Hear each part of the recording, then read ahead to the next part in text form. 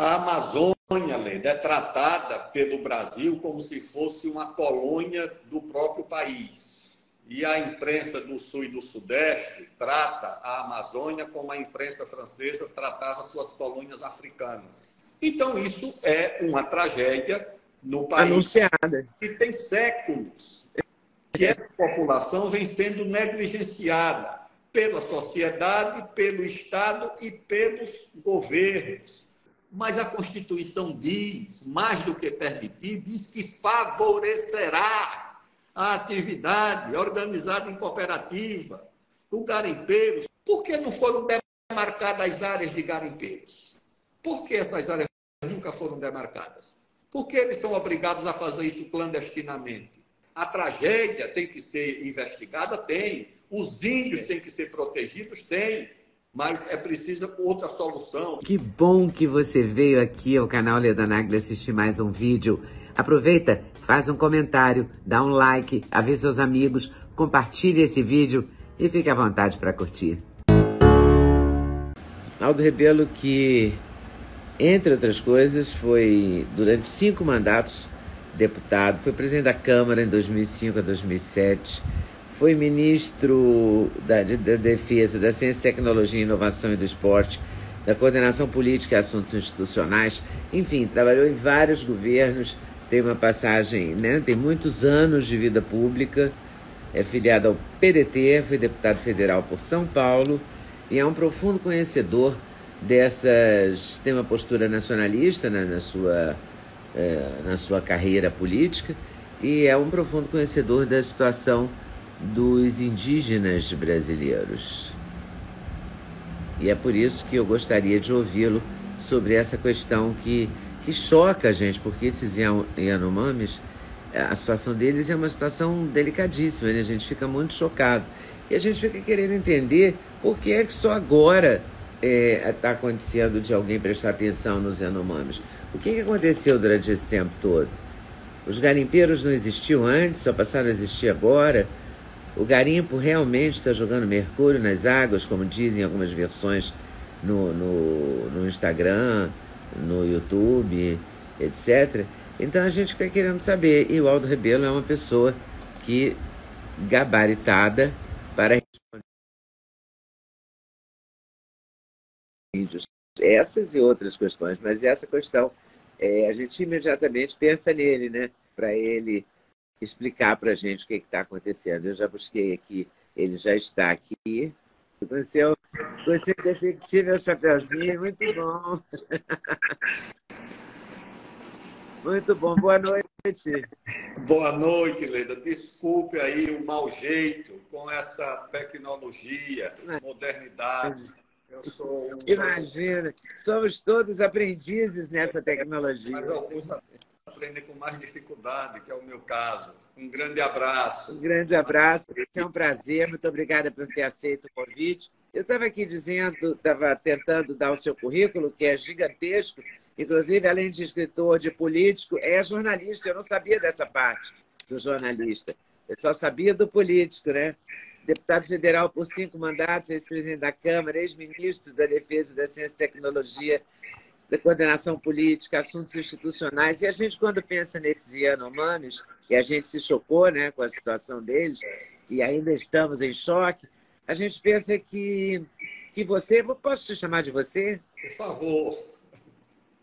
Você é um profundo conhecedor dessa área, é um nacionalista por decisão e opção, né? E é um preocupado com essa população.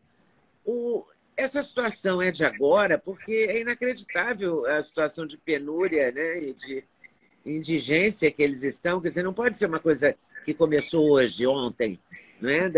Vem de longa data, é isso?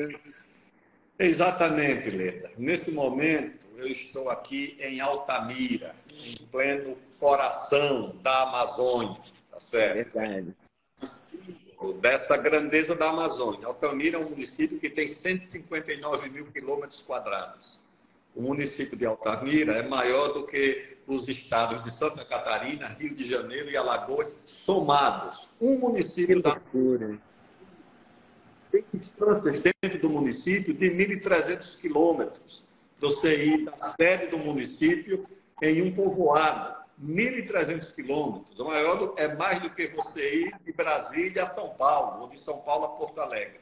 Isso é a Amazônia, que as pessoas não conhecem. Eu frequento a Amazônia desde os meus tempos de estudante, desde quando nós fomos reorganizar a UNE em 1979, que me deram a tarefa de visitar os estados da região norte. E depois, como deputado, ministro, eu nunca deixei de frequentar a Amazônia e de visitar as aldeias indígenas, as áreas indígenas, que pouca gente conhece de perto. E para você responder a essa tua questão sobre essa tragédia dos Yanomamis, você tem que fazer as seguintes perguntas. Essa tragédia se improvisa? Isso veio de repente? Se você souber que as maiores taxas de mortalidade infantil no Brasil são entre as populações indígenas, que a maior taxa de analfabetismo é entre a população indígena, que a maior taxa de doenças infecciosas é entre a população indígena, que a maior baixa de fornecimento de serviços essenciais como água tratada, luz elétrica, saúde e educação é entre a população indígena. Então, isso é uma tragédia no país anunciada, que tem séculos que essa população vem sendo negligenciada pela sociedade, pelo Estado e pelos governos. Isso eu vi de perto, visitei muitas dessas aldeias. Ainda na época do governo, acho que do presidente Fernando Henrique, eu visitei as aldeias de Yanomami para investigar uma denúncia que existia da possibilidade de abusos que estavam sendo cometidos por soldados do Exército contra índias. Eu fui verificar. Cheguei à conclusão que era uma relação entre índios, soldados e mulheres índias, da mesma aldeia, do mesmo grupo indígena. Porque a impressão que dava a denúncia, que saiu no New York Times, era que eram soldados, sei lá, ou nordestino, ou gaúcho, ou paulista. Não, era uma relação entre as próprias mulheres e os próprios soldados que eram indígenas. E eu visitei essas aldeias e vi, e escrevi sobre isso e denunciei na época o estado de subnutrição desses índios, a presença dessas doenças infecciosas, a ausência desses serviços básicos, não tinha luz elétrica, não tinha água encanada, a presença dessas ONGs que tomam conta e que tutelam essas populações indígenas. Tudo isso eu presenciei e vejo isso há muito tempo. E a outra tragédia é a tragédia dessa população de garimpeiros. Você imagina que o Brasil tem uma Constituição que trata desses dois assuntos. Você tem dois artigos da Constituição, o 176 e 31, que autorizam mineração em área indígena. Esses dois artigos. Qualquer pessoa pode consultar. Artigo 176, artigo 231, estabelece quais as condições, que os índios têm que ser ouvidos, que eles têm que participar da apuração dos resultados, que o Congresso tem que aprovar, mas que pode fazer mineração em áreas indígenas. O presidente Sarney tentou regulamentar esse artigo, não conseguiu. O senador Severo Gomes. Depois, o deputado Luiz Mercadante, no governo do presidente Fernando Henrique, não conseguiu. O senador Romero Jucá, não conseguiu. O presidente Lula mandou dois projetos, um do Ministério da Justiça, outro da Casa Civil, para regulamentar esses dois artigos, e forças, como diria o saudoso presidente Jânio Quadros, ocultas e misteriosas, nunca permitiram que isso fosse regulamentado. Na área dos garimpeiros, esse merece uma atenção especial, porque você tem o artigo 174 da Constituição, artigo 174 da Constituição brasileira, que é que diz? Que como agente normativo e regulador da atividade econômica, o Estado favorecerá, preste atenção nessa expressão, o Estado favorecerá. Favorecerá o quê? A organização da atividade garimpeira em cooperativa, levando em conta a proteção do meio ambiente, a promoção econômica e social dos garimpeiros. Isso está na Constituição, Leila. Em 2006, eu era presidente da Câmara dos Deputados o governo do presidente Lula envia uma lei para o Congresso. Que lei era essa? O Estatuto do Garimpeiro. Essa lei foi aprovada em 2008. O artigo 1º diz o seguinte: fica instituído o Estatuto do Garimpeiro, destinado a disciplinar os direitos e deveres assegurados aos garimpeiros. Ora, então é permitido o garimpo. O garimpo é permitido pela Constituição. Não só permitido. Oi, pessoal. Passei aqui para dar uma dica. Sabe de quê? Do meu sexteto preferido. Vou te contar qual é. Começa com ômega 3, super fundamental. Magnésio, rei da saúde. Coenzima Q10 faz muito bem para o seu coração. Vitamina K2 com vitamina D3, uma combinação poderosíssima. E a querida cúrcuma, que ajuda nas dores articulares, ajuda a regenerar as suas articulações. Vem junto? O link está na descrição. Tem cupom LEDA5 que te dá desconto. Você não pode perder essa, de jeito nenhum. Mas a Constituição diz, mais do que permitir, diz que favorecerá a atividade organizada em cooperativa.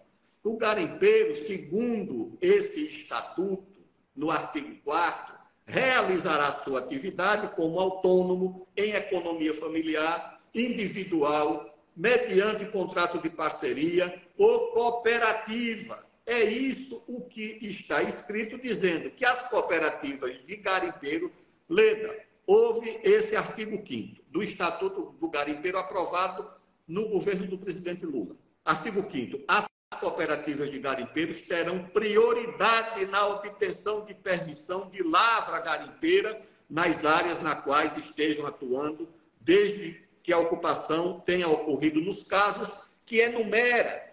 E diz que o seguinte, que essa atividade legalizada, ela vai impedir a evasão fiscal, porque o garimpo ilegal não paga imposto. Ela vai proteger o meio ambiente, porque vai ter um CPF ou um CNPJ para ser fiscalizado e cobrado, e ela vai proteger o direito do garimpeiro, que não vai vender o seu produto abaixo do preço, porque vai vender ilegalmente. Agora, a pergunta que fica é o seguinte: por que não foram demarcadas as áreas de garimpeiros? Por que essas áreas nunca foram demarcadas? Porque eles são obrigados a fazer isso clandestinamente. Alguns cometendo crimes, mas a maioria são pais de família, sobreviventes, que o Estado deveria proteger, porque o Estado protegendo, ele também se protege com os tributos, com os impostos. E protege o meio ambiente também, como você disse. Protege o meio ambiente e fiscaliza. Aqui eu estou em Altamira, a prefeitura, autorizada pelo governo do Estado, fez 3 pequenas concessões para a atividade de garimpo. Arrecadou 5 milhões de reais, porque tem uma contribuição que incide sobre a atividade mineral, que dá ao município 60% do total arrecadado. 60% fica no município. Os mais pobres estão na Amazônia. Quando isso não é legalizado, isso sai sem pagar imposto, sem pagar tributo. E por que é que isso acontece?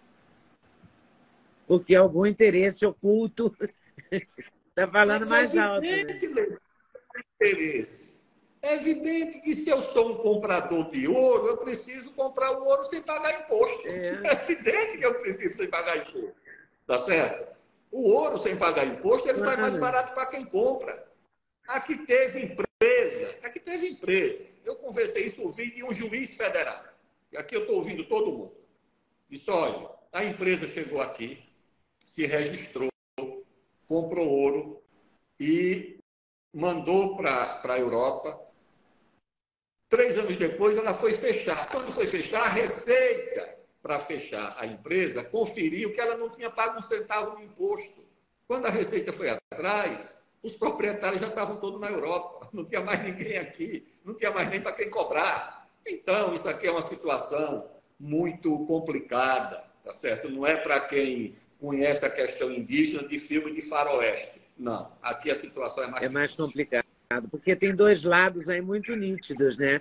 O lado dos garimpeiros, que tem uma atividade prevista na Constituição, que não é ignorada, e tem os índios. Os indígenas também têm os seus direitos, que também estão sendo ignorados. Sendo ignorados. Isso está vindo de anos. Você falou do governo Fernando Henrique. Olha só, que o Sarney não conseguiu. Olha quanta gente passou por esse assunto. Quantos presidentes. E essa área indígena, Leda, foi demarcada pelo presidente Fernando Collor. Antes dessa área ser demarcada, o que tinha era garimpo. Eu fui aqui na fronteira com a Venezuela, numa área que foi transformada em reserva, mas tem lá uma população de índios, caboclos, mestiços e alguns garimpeiros. Essa área chama Serra do Tepequém, é em Roraima, na fronteira com a Venezuela. Aí eu achei a expressão Tepequém, eu queria saber qual era a tradução disso do idioma indígena. Me disseram, não, isso não tem idioma indígena. Isso aqui era uma área de garimpo do século XIX, dos ingleses. Os ingleses faziam garimpo nessa área, na fronteira de Roraima com a Venezuela, no século XIX. E os ingleses recrutavam nordestinos para fazer a extração do minério. Mas os ingleses batizaram a serra em homenagem à rainha. Top of the Queen. Ah, sim. Os nordestinos aportuguesaram o topo da rainha para Tepequém. Então, o topo da rainha não era uma palavra de origem indígena, era uma palavra de origem do garimpo do século XIX, que os ingleses faziam nessa área, na fronteira da Venezuela com o Brasil, que não era ainda o território de Roraima, era um território ainda pertencente ao estado do Amazonas ou do Pará. Então é uma situação muito antiga. E como é que vai sair desse imbróglio? Porque isso é um imbróglio, né?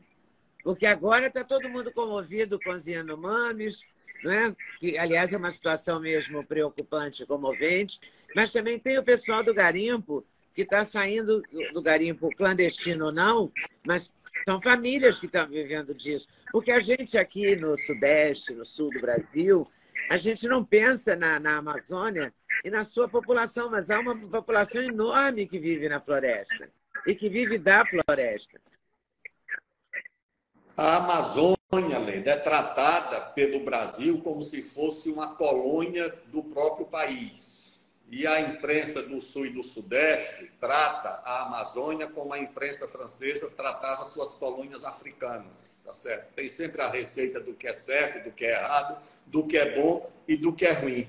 E eles são os portadores da civilização e a Amazônia seria o ambiente da barbárie. Só que eles desconhecem que a Amazônia tem 23 milhões de brasileiros vivendo aqui, tá certo? Que a Amazônia tem hoje uma fronteira agrícola, uma fronteira mineral importante, contribui para o saldo da balança comercial do Brasil. São Paulo é um estado deficitário na balança comercial. A balança comercial brasileira se escora no ferro que é extraído em Carajás, na carne, na soja, no milho e no algodão do Mato Grosso e do Pará. O Pará já tem o segundo rebanho bovino do Brasil, são 26 milhões de cabeças, já é um rebanho maior do que o da Austrália. Rondônia já tem um rebanho maior do que o do Uruguai. E essa atividade ninguém valoriza e ninguém conhece. O estado do Pará já é um grande produtor de cacau. Aqui em Altamira você encontra multinacionais chegando aqui nos hotéis com seus representantes para adquirir o cacau de alta qualidade do Pará. Já tem uma indústria ainda incipiente de processamento do cacau. Então, como é que você pode olhar para aqui somente como uma agenda de tragédia? A tragédia tem que ser investigada? Tem. Os índios têm que ser protegidos? Tem. Mas é preciso outra solução, porque, em parte, não os Yanomami, que uma parte faz, mas a maior parte não.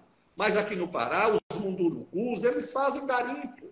Os Tintalar de Rondônia fazem garimpo, eles vivem dentro de uma reserva de diamante. Aliás, os Tintalar, eles matam os garimpeiros que tentam entrar lá, porque o garimpo quem faz são eles próprios.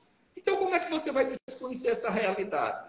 Por que você não regulariza, não organiza, não fiscaliza, não coloca o Estado para organizar e fiscalizar, como prevê a Constituição, como prevê o Estatuto do Garimpeiro, como prevê o Estatuto, a Constituição, nos seus artigos 176 e 231. Não, isso é uma coisa inexplicável e essa tragédia pode ser enfrentada. Na verdade, eu acho que a gente tem uma certa dificuldade, vamos chamar assim, em cumprir a Constituição, né? Porque há quanto tempo existe a Constituição? Está tudo escrito lá e não tem ninguém cumprindo. Não é? Não se cumpre. Por que não fazem, não tomam uma atitude? Não se toma porque eu acho que essa omissão, que essa renúncia a regulamentar a Constituição gera benefícios. Porque você vê o caso, né? Fizeram uma hidrelétrica aqui em Tucuruí, aqui no Pará, para distribuir energia para a Amazônia. Aí faz um linhão para levar energia até o Amapá. Do Amapá leva para Manaus. De Manaus, essa energia tinha que ir para Roraima. Aí, quando chega na reserva indígena, que atravessa para ir para Roraima, uma ONG cria uma confusão com a FUNAI e proíbe com o Ministério Público. Com o Ministério Público, proíbe a passagem dessa linha. O Brasil continua pagando 3 bilhões de reais por ano para essa energia de petróleo lá termoelétrica, em Manaus. Aí, quando eu fui investigar, eu estava ainda na Câmara, disseram, não, tem interesses lá em Roraima que essas termoelétricas continuem funcionando, porque se chegar a energia elétrica de Tucuruí, esse negócio de termoelétrica acaba. Claro. Acaba. Então, nada é por acaso. Sempre tem um interesse ali misterioso. Sempre tem um topa-tudo por dinheiro aí na história, né? Infelizmente tem. O senador Plínio Valério me deu uma entrevista no final, acho que no final do ano passado, falando que queria muito fazer a CPI das ONGs, porque ele diz que tem milhares de ONGs na Amazônia que ninguém sabe para onde vai o dinheiro, quem recolhe, em que é usado. Diz que é uma coisa completamente desorganizada. Não é? A gente fica, dependendo do governo, é contra todas as ONGs. Não, devem ter ONGs sérias, mas também deve ter um monte de ONG de falcatrua, porque tudo tem falcatrua, essa que é a verdade, né? Qualquer atividade. A investigação, inclusive, Leda, é para distinguir as ONGs humanitárias que vêm aqui em busca dos interesses dos índios, das florestas, do meio ambiente, que são filantrópicas, das ONGs picaretas. Só a investigação é que vai separar uma coisa da outra. Como diria o padre Antônio Vieira, lá no século XVII, você vai separar aqueles que vêm aqui em busca do nosso bem daqueles que vêm aqui em busca dos nossos bens. Como é que você separa? O problema é que em uma dessas CPIs, eu era até ministro da Defesa, prestei um depoimento sobre essa atividade e o Supremo Tribunal Federal simplesmente proibiu que a CPI tivesse acesso às contas dessas ONGs. Agora eu pergunto, por que é que a ONG recorre ao Supremo para não ter sua conta investigada? O que é que ela tem a esconder? Agora o Supremo Tribunal Federal permite que a conta de todo mundo seja quebrada, de empresário, de político, do governador, de ex-presidente. Todo mundo tem suas contas investigadas. Por que é que a conta de uma ONG não pode ser investigada? Para você separar, dizer, não, essa aqui é séria, essa aqui é correta, essa aqui de fato está apoiando o meio ambiente, os índios, as florestas. Essa outra, por exemplo, uma ONG que pede autorização para pesquisar preguiça gigante na Amazônia e vai retirar sangue do índio numa área onde o índio tem imunidade e resistência à malária. É claro que isso precisa ser investigado. É claro que isso... Aí você chega aqui, um capitão do Exército chega numa aldeia para levar vacina para o índio e o sargento diz, capitão, ali tem um índio meio estranho. Quando o capitão vai olhar, tem um sujeito louro de olho azul de 1,90 m, fantasiado de índio, acocorado ali para ninguém perceber. Aí o capitão perguntou para o cacique, e esse aqui? Não, ele chegou por aqui, e aqui ficou. Não fala nem português. português, ou se fez que não falava português. Então, você tem uma área aqui que, infelizmente, a presença rarefeita do Estado brasileiro permite que haja atividades que o próprio Estado desconhece. Eu fui numa área Yanomami, onde uma moça de uma ONG proibiu que um coronel e um general do Exército que me acompanhavam entrassem dentro da aldeia indígena. Nem era funcionária pública, nem era servidora pública, de uma ONG que depois foi apanhada em desvio de recursos do Ministério da Saúde, mas esse pessoal exerce quase uma tutela em parte das populações indígenas. Eu acho que o Brasil não podia permitir isso, tá certo? Não é um gesto de xenofobia, é um gesto de soberania. E como é que isso pode melhorar ou acabar ou organizar? Quem deveria organizar? O Estado. Mas o Estado, há anos, há governos e governos de diferentes ideologias que não se interessaram em botar ordem nisso, né? Ou foram mais fracos que as ONGs. A Amazônia é um universo muito distante do Brasil. Tirando os portugueses, o Marquês de Pombal mandou o irmão, era um homem todo-poderoso de Portugal, mandou o irmão administrar aqui a província do Maranhão e do Grão-Pará. Depois o Vargas tomou conta, fez o Instituto Nacional de Pesquisa da Amazônia, já tem o Museu Emílio Guilde, que é um grande instituto de pesquisa, é o maior acervo do mundo em botânica, em zootecnia, que está o maior museu zoológico está na Amazônia.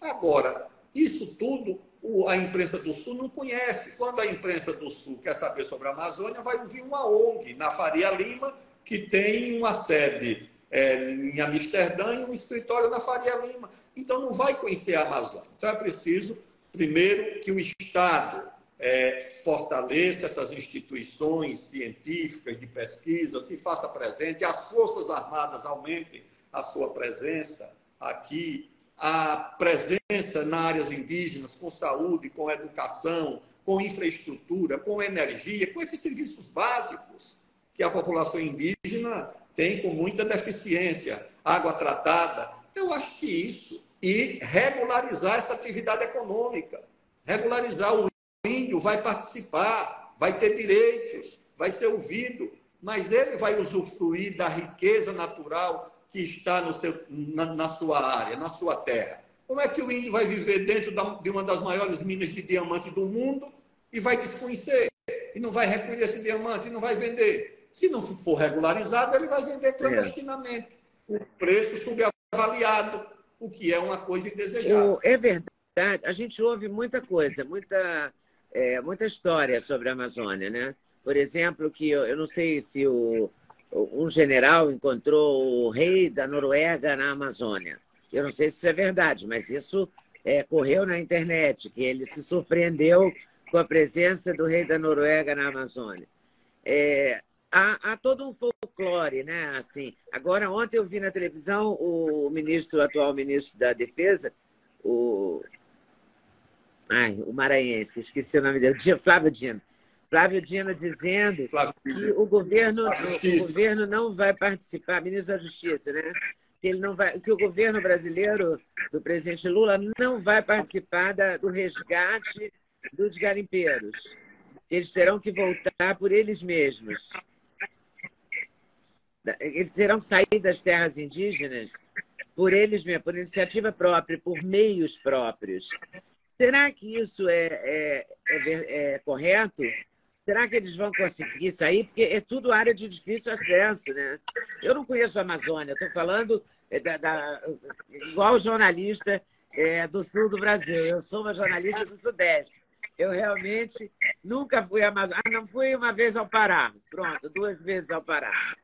Mas eu nunca fui à Amazônia propriamente. Então, eu não tenho ideia das distâncias. E quando fui, sabe como é que quando levam os jornalistas é com uma outra... toda uma facilidade, né? Que a gente não fica sabendo como é que é a vida ribeirinha, né? O cara pega um barco, vai não sei quanto tempo, o inferno lá de viagem e tal. Eles vão sair por eles mesmos. Isso vai acabar assim. Ah, não queremos mais garimpo aqui. Aí eles saem. Se é de lá que eles tiram o sustento das famílias. Deixa eu lhe dizer. Primeiro, há o folclore, mas há a verdade. Esse caso não foi o general que surpreendeu o rei da Noruega aqui num acampamento indígena. O general Vilas Boas recebeu uma informação de um oficial numa área de fronteira, de um batalhão ou de um pelotão, ele dizendo que tinha ali um homem que diziam que era o rei da Noruega. E o Vilas Boas achou que era um absurdo. Disse, você está mal informado, você está delirando. Que conversa é essa que o rei da Noruega está aí? Mas quando for averiguar, o rei da Noruega estava mesmo acampado no meio dos índios, sem o conhecimento do Estado brasileiro, sem informar ao governo brasileiro, um chefe de Estado. Ou seja, violando todos os protocolos, todas as regras, toda a liturgia na relação entre Estados e chefes de Estado. Mas isso não é novidade, Leda. Quando teve a questão do Acre, em 1901, 1902, uma canhoneira americana apagou as luzes, subiu o rio Amazonas, chegou a Manaus com as luzes apagadas, queria prosseguir navegando o rio acima, mas por conta da dificuldade, não havia cartas náuticas seguras, foi se aconselhar lá em Manaus e as pessoas disseram, olha, sem um prático, ou seja, sem alguém do local para navegar, o senhor não vai conseguir, que tem muito banco de areia, muita dificuldade. Era um barco militar americano. Ele não podia entregar o comando de um barco militar americano a dois práticos amazonenses. E o que é que ele fez? Ele trouxe os dois práticos para dentro do navio, naturalizou, fez o juramento à bandeira e entregou a navegação para dois cidadãos que não eram mais brasileiros, não podiam mais ser processados por leis brasileiras, porque já eram americanos naturalizados dentro do navio. Isso tudo aconteceu, está registrado, com detalhes, a crônica desse episódio, quando havia disputa em torno do Acre, porque a Bolívia queria, no primeiro momento, entregar o que hoje é o Acre aos Estados Unidos por conta de uma disputa com a Inglaterra e com os chilenos. E no caso dos garimpeiros, eu vi uma coisa mais grave, que é o anúncio, não sei se vai se concretizar, do uso das Forças Armadas contra esses garimpeiros. Que uma coisa é o uso da Força Aérea, que destrói pista de garimpo, que monitora os voos clandestinos do contrabando. Outra coisa é você descer com o Exército. Eu conversei com o pessoal ligado às Forças Armadas, eu digo, olha, vocês vão fazer esse serviço e se houver uma reação dos garimpeiros, vocês vão atirar nos garimpeiros? Nós vamos encontrar o inimigo externo, porque aqui a esquerda acusava a direita de ter um inimigo externo, que seria a esquerda, a guerrilha, etc. Agora vai se encontrar um outro tipo de inimigo externo que justifique o uso das Forças Armadas, que não são forças policiais. Quando você coloca o Exército numa atividade, não é um trabalho de polícia, tá certo? O Exército não aprende a fazer trabalho de polícia. O Exército é treinado para exterminar o inimigo. Certa vez, eu era ministro da Defesa, e aqui na fronteira com o Suriname, o comandante da unidade me apresentou um exercício para a verificação do estado da arte, do treinamento daquela unidade militar. E o treinamento era um assalto a um acampamento de garimpeiros. O garimpeiro era o próprio soldado, porque era uma simulação. A simulação terminou, foi tudo muito bem feito, a tropa agiu com muita eficácia, o acampamento foi bombardeado, dinamitado, os garimpeiros foram presos, terminou. Quando voltamos, eu falei com o coronel que comandava a unidade. Eu digo, me diga uma coisa, coronel, quantos dos seus soldados têm um parente garimpeiro? Um tio, um primo, um conhecido ou um amigo? Ele disse 90%. Eu digo, como é que esse soldado vai se sentir tratando o parente dele como inimigo, o inimigo a ser exterminado? Ele ficou olhando, eu digo, então, a orientação que eu dou ao senhor é o seguinte: nos próximos exercícios, ajude o inimigo externo. Tá certo? Não bote o exército para tratar como inimigo um outro brasileiro, por mais errado que ele esteja.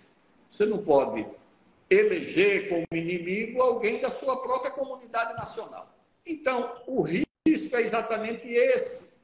Você tem que olhar para esses, porque são todos criminosos, tudo bem.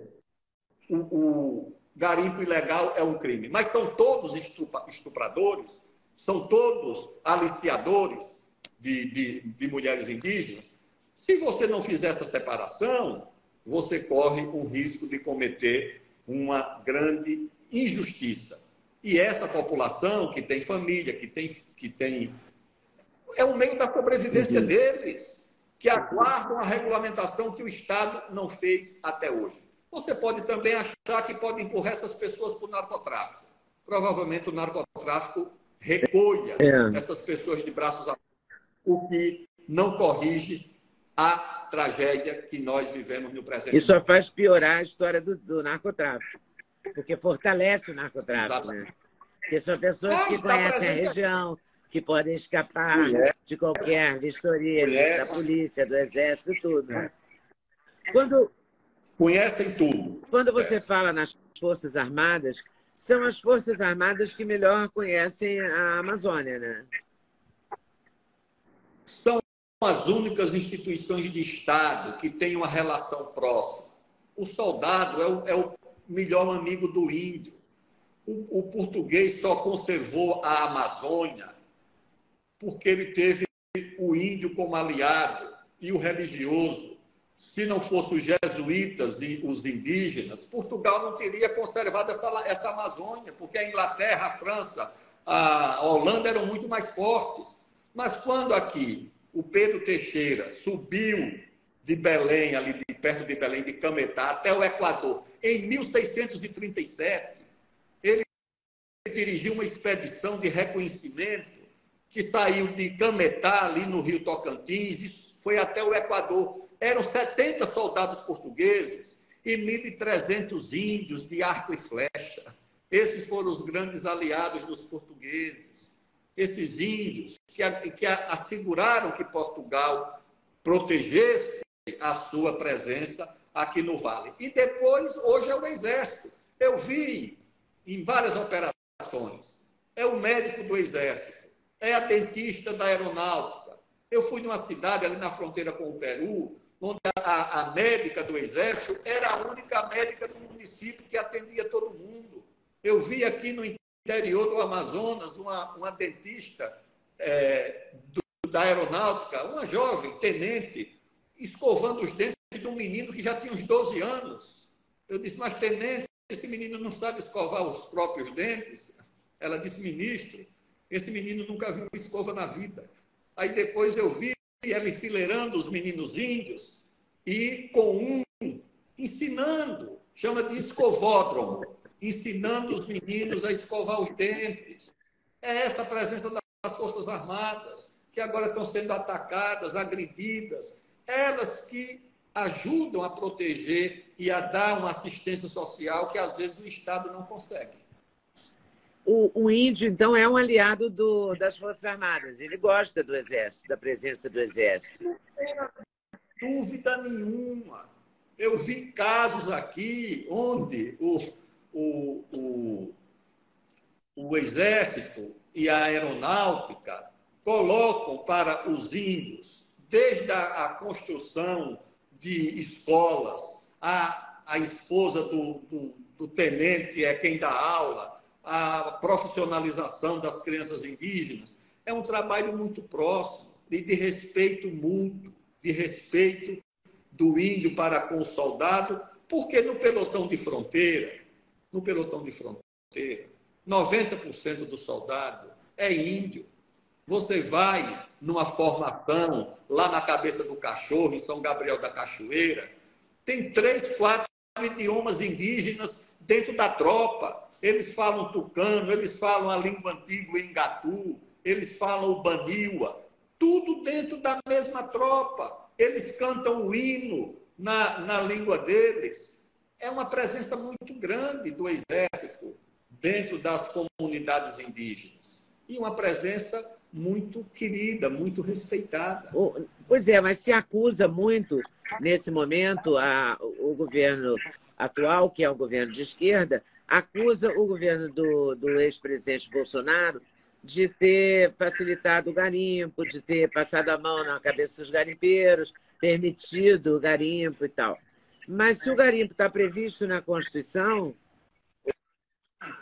como é que esse governo agora vai agir? Vai fazer o quê? Vai tentar legalizar, vai tentar fazer a coisa que tem que ser feita ou vai ficar nessa guerra? Isso é uma coisa da direita, a direita que gosta do garimpo, a esquerda manda garimpeiro sair. Essa coisa tem que acabar de alguma forma. E no caso dos índios, eles estão muito mal, né? Não dá para continuar nessa brincadeirinha de ficar discutindo ideologia, né? Independente das ideologias, tem que cuidar dessa questão. No caso do garimpo, bastava que o governo aplicasse o próprio Estatuto do Garimpeiro, que foi votado no governo do presidente Lula. Está aí. Qualquer pessoa pode consultar esse estatuto. Uma lei que foi para 2006, deu entrada, e foi votada em 2008. Regulamentar os 2 artigos da Constituição que tratam de mineração em área indígena, que já foi tentado em vários governos, inclusive em governo do presidente Lula.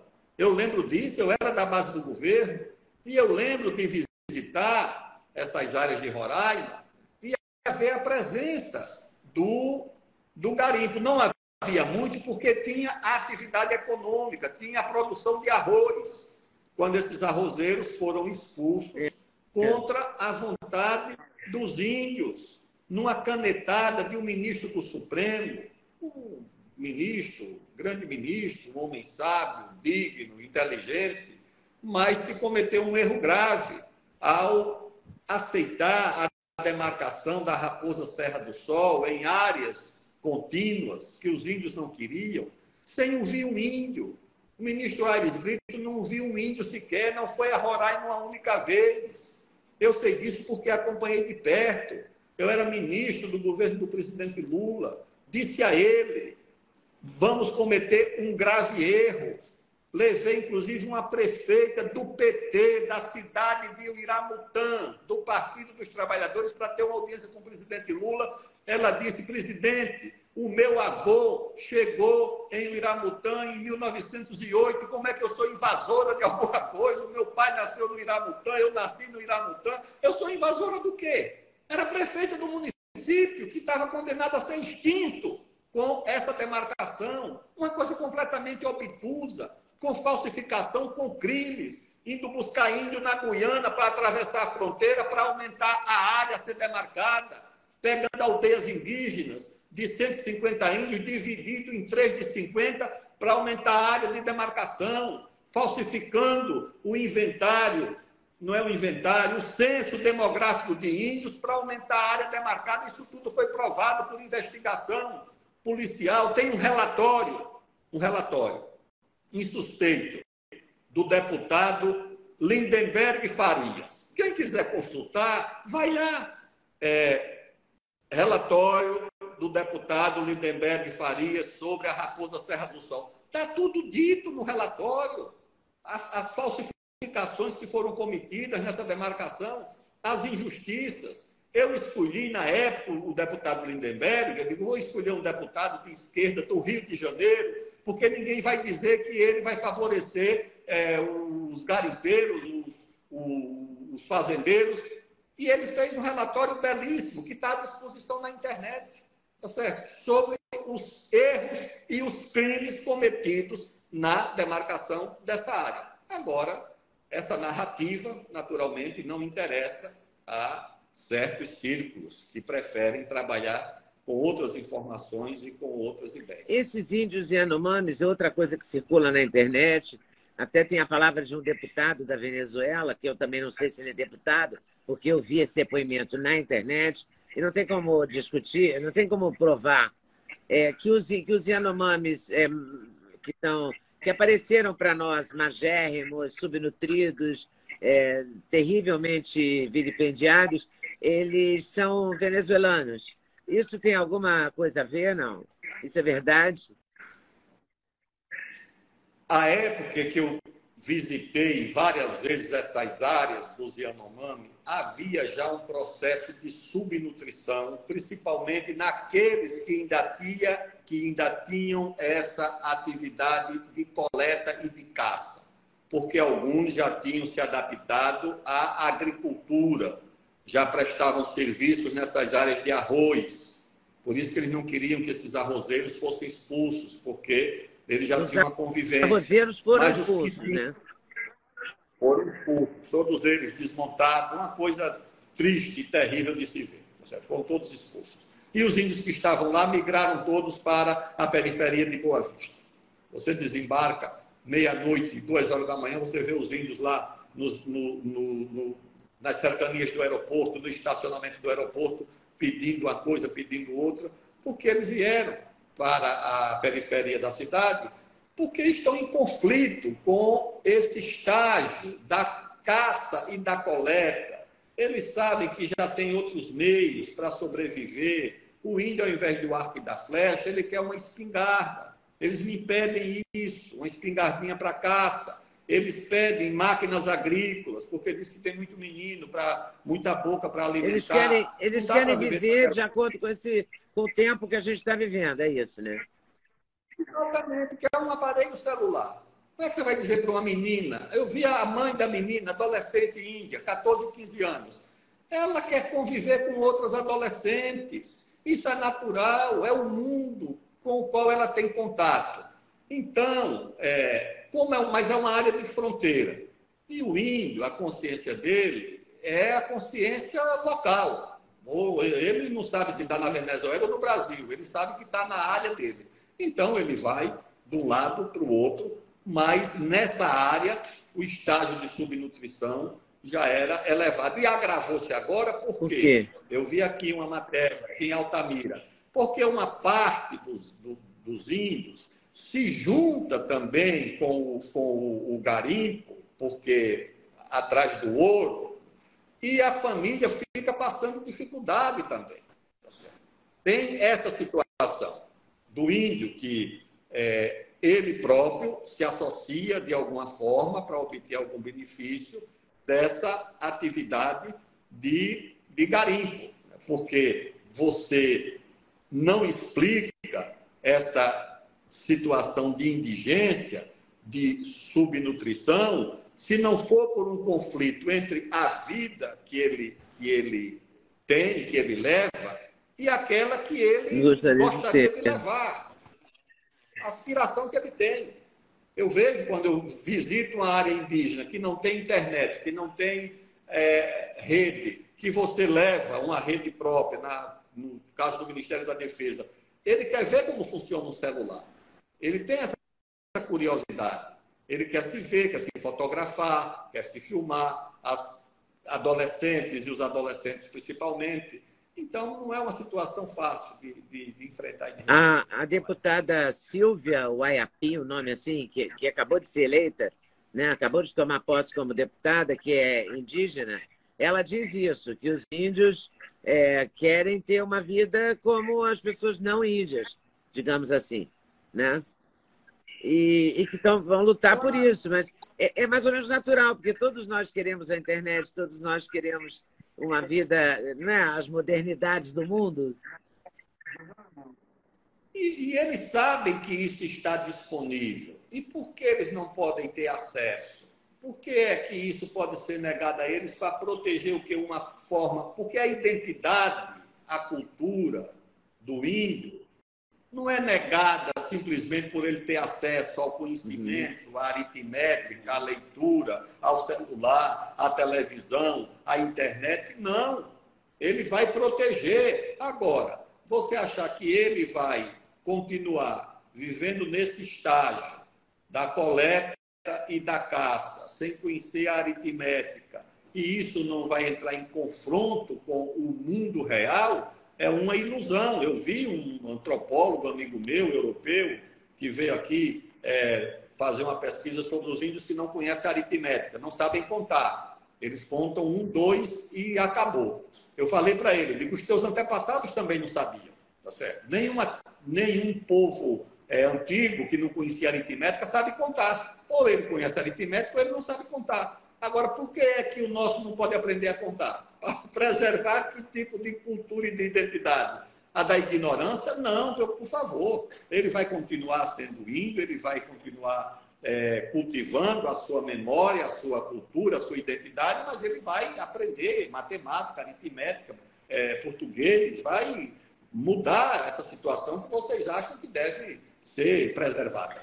E você acha que você tem alguma possibilidade, você que é um homem que já foi ministro do presidente Lula, foi ministro de várias pastas, né? É um homem de esquerda, tem acesso ao governo que é de esquerda. Você acha que você tem alguma chance de convencer o presidente Lula e os ministros dele do que é preciso fazer?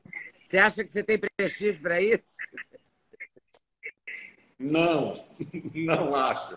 Eu sou amigo do ministro da Justiça, do Flávio Dino.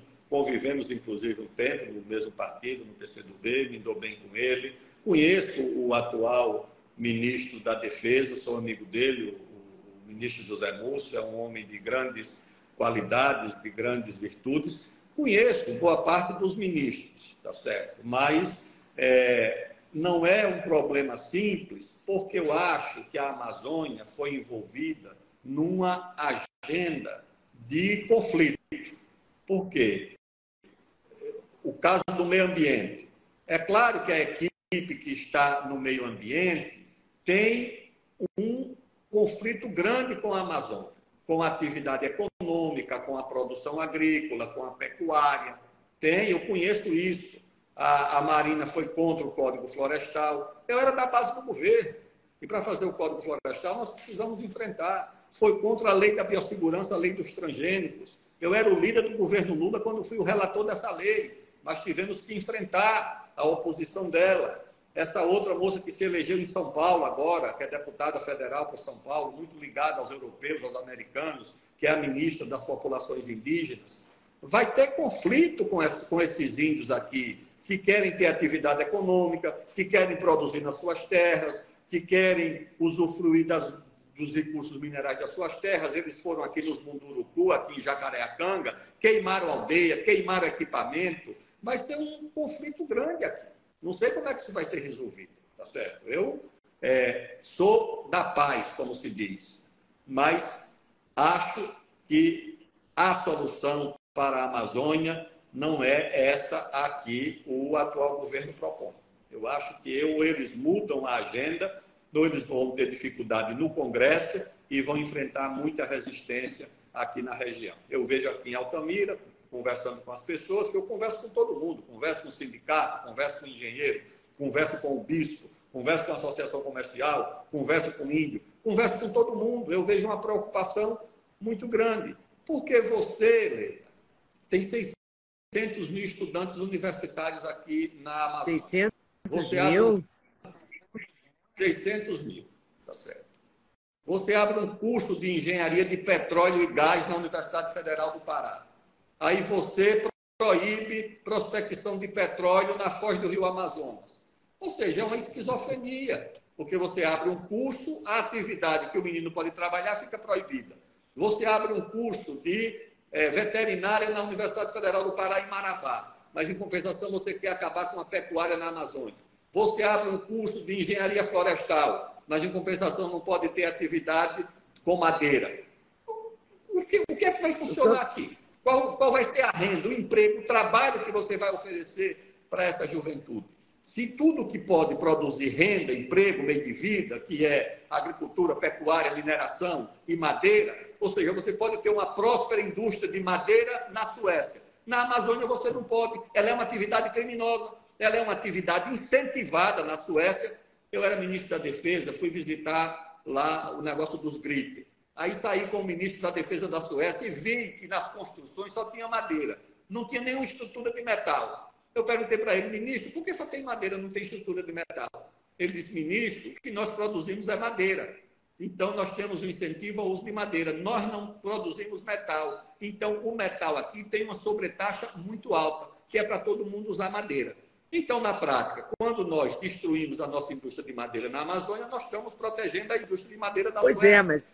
é, mas os europeus têm muito interesse nessas coisas, né?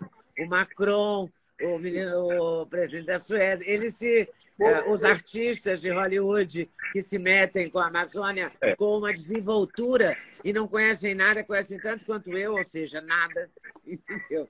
E se metem a fazer um discurso. Então, tem uma narrativa internacional, né, sobre a Amazônia que é uma cascata, porque eles não conhecem. Não. Tem muito interesse. Então, se combate aqui o crime ilegal do uso de madeira, mas se legalize aquilo que pode ser feito legalmente, porque isso dá renda, emprego para as pessoas. O Estado precisa organizar uma indústria que use a madeira na Amazônia de forma legal, sustentável, ambientalmente correta. Simplesmente prender, arrebentar aqui, você vai tirar o meio de vida das pessoas. Sinceramente, é uma coisa inconsequente. E vai gerar um conflito fatalmente daqui a pouco. Né? Não tenha dúvida nenhuma. Pode escrever que esse conflito se avizinha. Aqui já teve um conflito muito grave, que foi a cabanagem, em 1835, que reuniu índio, ribeirinho, fazendeiro, comerciante, todo mundo se revoltou contra o Império, porque o Império não tomava conhecimento daqui. Mandava um administrador para Belém e a pessoa não tomava conhecimento de mais nada. Juntou todo mundo numa revolta, tá certo? Que foi sangrenta, que deu muito trabalho ao governo. Então, aqui eu vejo, não estou dizendo que é uma cabanagem nem violenta, mas existe uma insatisfação crescente em vários segmentos da sociedade na Amazônia por conta da atitude do governo em relação à vida, à economia e às pessoas que moram por aqui. Mas é uma tristeza a gente ficar assistindo isso, né? Vendo esses índios depauperados aí, vendo essa situação que você está sinalizando, que vai acontecer um conflito ali na frente, e todo mundo ficar olhando como se, sei lá, como se viesse uma ajuda divina que fosse resolver isso, entendeu? Não é?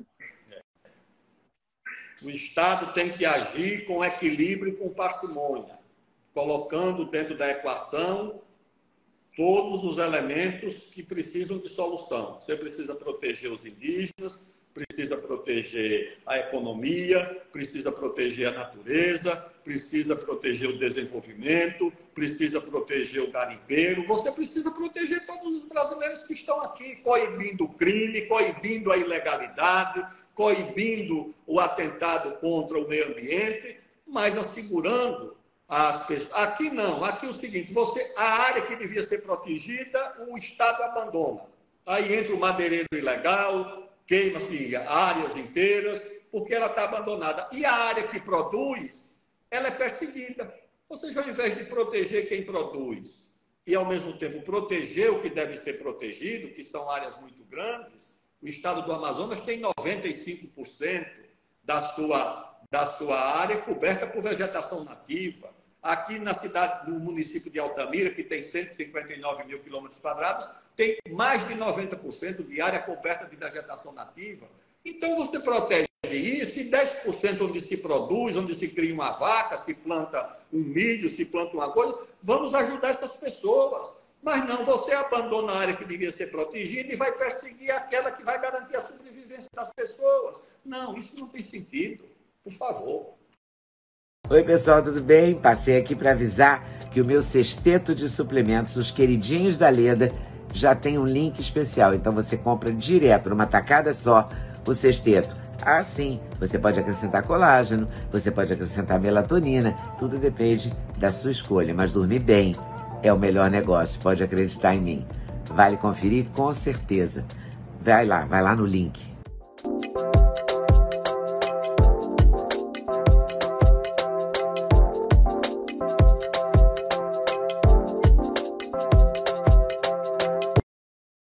Não há nada a fazer? Você fica meio desanimado? O que há a fazer? Não, Não, desânimo nenhum. Eu estou aqui, estou conversando com todo mundo. Amanhã eu vou a Belém, vou fazer palestra, depois eu vou a Santarém, depois eu vou a Jacareacanga, depois eu vou a Manaus e eu vou conversar com todo mundo. Vou dizer para o engenheiro, eu digo, olha, a engenharia só tem futuro na Amazônia se tiver desenvolvimento. Vou conversar com o presidente da União Geral dos Trabalhadores da UGT. Eu digo, só tem emprego para comerciários se tiver atividade econômica. Se não tiver atividade econômica, não vai ter comércio. Se não tiver comércio, não tem emprego para comerciário. Tá certo? Só tem emprego para frentista de posto de gasolina se tiver atividade econômica, se tiver gente para abastecer um carro, para olhar uma coisa ou outra. Então, ou se junta todo mundo em torno de um denominador comum, que é a economia, que interessa a todos, ao menino que está fazendo universidade, ao trabalhador que está já exercendo a sua profissão, ao advogado, o médico. Conversei com os advogados. Eu digo, vocês vão ser advogados de quê? Das ONGs? Não, os advogados das ONGs estão em São Paulo e na França e na Holanda. Ou vocês têm um cliente aqui, em Marabá, em Altamira, em Santarém, tá certo? Conversei com o pessoal da faculdade, as meninas e os meninos da agronomia. Vocês vão se formar em agronomia e vão depois o quê? Abraçar uma seringueira, abraçar uma castanheira e vão viver disso? Não, tá certo? Se não tiver atividade econômica, não tem emprego para veterinário, não tem emprego para professor, para professora, não tem emprego para engenheiro agrônomo, não tem emprego para zootecnista, não tem emprego para ninguém. Então vamos juntar todo mundo para defender o meio ambiente, defender os índios, defender a soberania e defender o direito da Amazônia ao desenvolvimento com proteção ambiental. É isso. É isso. Olha, é um trabalho de formiguinha, mas eu te desejo muito boa sorte. Eu acho que você é tinhoso, né? Você vai conseguir. Sou. Meu pai foi soldado da borracha. Quando o Brasil precisou de borracha para a guerra e os aliados, mandou 60 mil nordestinos. 25 mil morreram de malária, consumidos aqui pelas febres, pelas doenças. Meu pai sobreviveu, voltou irreconhecível, que a irmã dele, minha tia, dizia que quando ele chegou na porta de casa não sabia quem era, de tão acabado que estava. Então eu tenho essa ligação afetiva com a Amazônia e considero meu dever, tá certo, ajudar aqui os meus irmãos, os brasileiros da Amazônia, a sobreviverem e a ter uma vida digna em futuro. Todos eles, o índio, o ribeirinho, o produtor rural, o advogado, o médico, o engenheiro, o estudante, todos têm direito a uma vida digna e a um futuro. Muito obrigada pelo seu tempo, pela sua paciência. Eu estava doida para fazer essa entrevista. Eu fico muito grata que você tenha aceito. Muito obrigado a você por me ouvir. Um abraço e até breve. Boa sorte. Tchau. Obrigado. Muito obrigada por ter assistido mais um vídeo no meu canal. Volte sempre. Aqui você sempre vai encontrar a pluralidade de ideias, ideologias diferentes, ideias diferentes, mas sempre alto nível de informação e de prestação de serviço. Eu espero você sempre aqui. Faça seu comentário, se inscreva no canal, dê seu like se você gostou e não deixe de voltar. Estou te esperando, com certeza, se Deus quiser.